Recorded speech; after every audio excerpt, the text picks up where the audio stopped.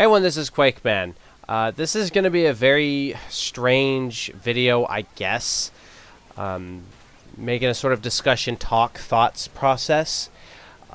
I'm not exactly sure how I'm going to title this. I'll figure it out, obviously, after I'm done recording and it's going to be uploaded for you guys to see. But the reason I want to make this video is because today I went to a place that I've been to before called Bookman's.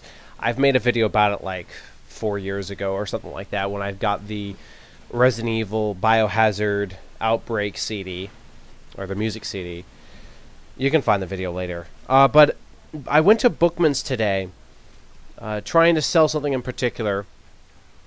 And when I was there, I was looking at all the games that they had for the PS2, for the Xbox Original, and just going through and just looking at these games, and I'm just seeing these games, and I'm just like, you know, I'm very sad that a lot of these games are never going to see the light of day again.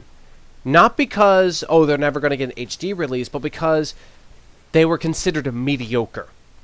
Which, again, I'm not trying to paint the picture that mediocre games should be just as good as AAA 10 out of 10 games. But I'm a person who enjoys gaming for many different things, and I like experimental ideas from many different stages.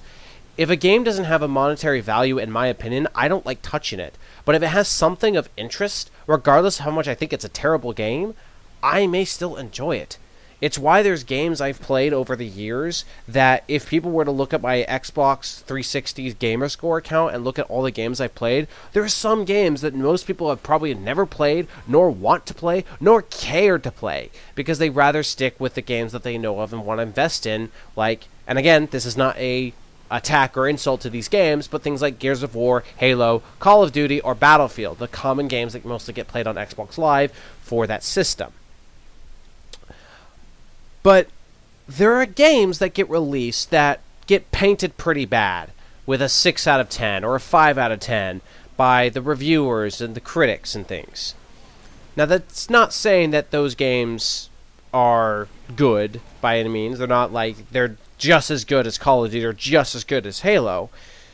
But they're games that I like to see because I want to know how well they feel in production, how's the story, and if there's something redeeming to them. Some games that I can get at the top of my head that I actually own was John Woo's Stranglehold, Clive Barker's Jericho, the RPG that most people tend to forget about called Blue Dragon, Blur, that racing game that got overshadowed pretty quickly. I forget what year it was, but it was around the same time that Split Second also came out, which is another game that I thought was really good that, you know, was alright.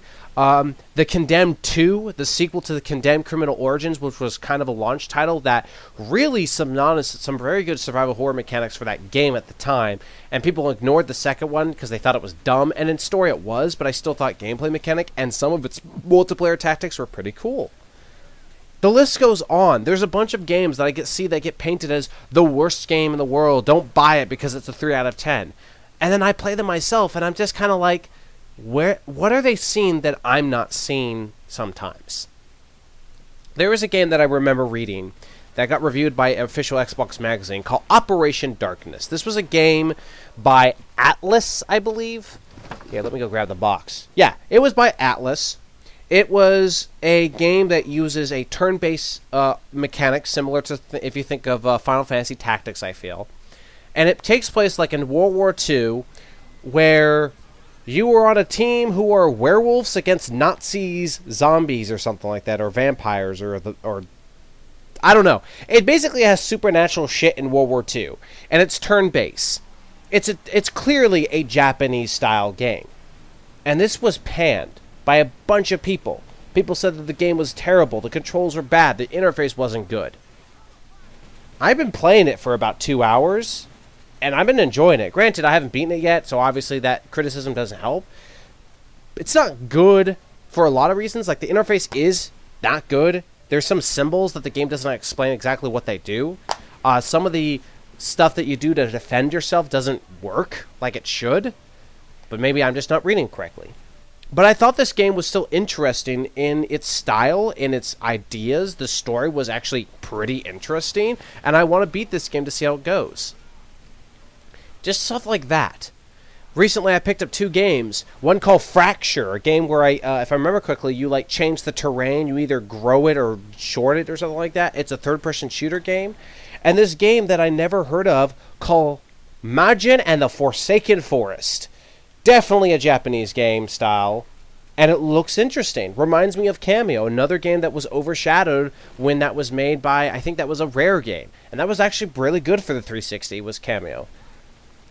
And there's a bunch of games that get released on the 360, on the PS3, and back in the PS2 and the GameCube and the Xbox original days, there's a bunch of games that get just overshadowed and forgotten when I thought that they were very interesting. Second Sight, Bloodwake are 2 games I can think of, or Demon's Stone, or the D&D Heroes. Those are some other games I can think of. Alter Echo, Advent Rising. Granted, Advent Rising does have a PC release, but still. And on the PS2, there's a crap ton of games that I can't remember off the top of my head that were really good. Some people remember Ratchet and Clank, but some people don't remember some other games that were actually synonymous to the system. Cage and the Shadow King, I think it was a game that was on there that was actually really good. A really good RPG, Japanese RPG specifically. There's this game that I forget its title for the life of me. It has a picture of this guy holding up a girl, and it's not a Castlevania game. There's just so many games that I've seen, so many games that I've been wanting to play myself. I haven't had a chance to, and games that get just forgotten because it didn't sell well or it didn't get a good rating because, the critics thought it was bad in camera or something like that. But I think that we should be more open-minded to games because these are fun. I will say that this day and age, I've actually have not bought many new games.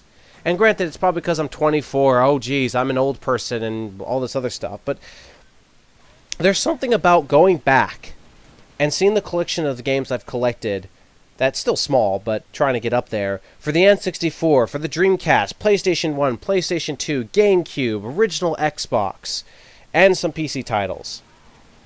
And you just look at these and if you compare the library that was released for the PS2 and Xbox One to the PS3 to the 360 to the PS4 and the Xbox One, granted it's a hard comparison because we still have like 4 years. It's like 3 years we've had the Xbox One out. I think it's like 3 or 2 years. And you're almost seeing the same titles that you sort of expected, and it feels like that they're not opening the box anymore. Granted, this discussion has been done before, this topic specifically, about how games have changed. But like there is a game that came out that looked like a really good new idea I've not seen before, and I want to play it, called Recore. But everyone kind of just bashed it looked like. And now it's a game that seems to just fall flat for Microsoft. And that's sad because the game looks fun. The game looks enjoyable. It seems like they took mechanics that people wanted in games and brought them back together. I've heard people compare this to be Metroid plus Mega Man. That's pretty cool.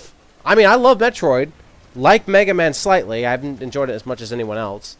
So that idea sounds really cool. It does disappoint me when I see a bunch of games out here that have some interesting ideas and interesting mechanics that it's why I play a bunch of games that aren't amazing. When I did that Chaser playthrough a while ago, years ago almost, it's almost been like 3 years, or 4.